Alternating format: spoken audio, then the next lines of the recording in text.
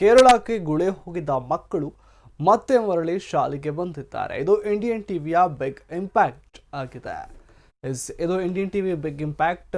ಮರಳಿ ಶಾಲೆಗೆ ಮಕ್ಕಳು ಬಂದಿದ್ದಾರೆ. ಕೇರಳಕ್ಕೆ ಪೋಷಕರೊಂದಿಗೆ ಗುಳೆ ಹೋಗಿದ್ದ ಮಕ್ಕಳು ಮರಳಿ ಬಂದಿರುವಂಥದ್ದು ಶಾಲೆಗೆ. ಇನ್ನು ಗುಂಡ್ಲುಪೇಟೆ ಭಾಗದಲ್ಲಿ ಮುಂಗಾರು ಮಳೆ ಕೈಕೊಟ್ಟ ಹಿನ್ನೆಲೆ ಕೇರಳ ತಮಿಳುನಾಡಿಗೆ ಪೋಷಕರೊಂದಿಗೆ ಮಕ್ಕಳು ಗುಳೆ ಹೋಗ್ತಾರೆ. ಪೋಷಕರು ಗುಳೆ ಹೋಗಿರ್ತಾರೆ, ಮಕ್ಕಳು ಇಲ್ಲಿ ನೋಡಿಕೊಳ್ಳಲು ಯಾರೂ ಇಲ್ಲ ಎಂತಾಗಲಿ ಬೇರೆ ಕಾರಣಗಳಿಂದ ಪೋಷಕರೊಂದಿಗೆ ಹೋಗಿರ್ತಾರೆ.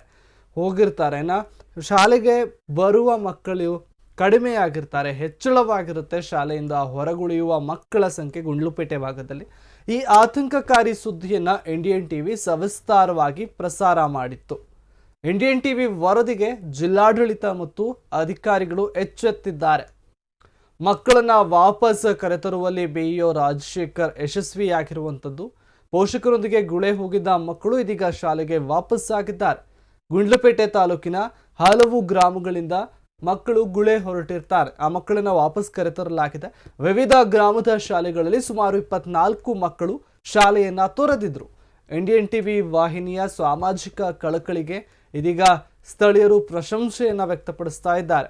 ಇಂಡಿಯನ್ ಟಿವಿಯ ಬಿಗ್ ಇಂಪ್ಯಾಕ್ಟ್ ಇದು. ಶಾಲೆಯನ್ನ ತೊರೆದಿದ್ದಂತಹ ಸಾಕಷ್ಟು ಮಕ್ಕಳು ಮತ್ತೆ ಶಾಲೆಗೆ ಆಗಮಿಸಿದ್ದಾರೆ.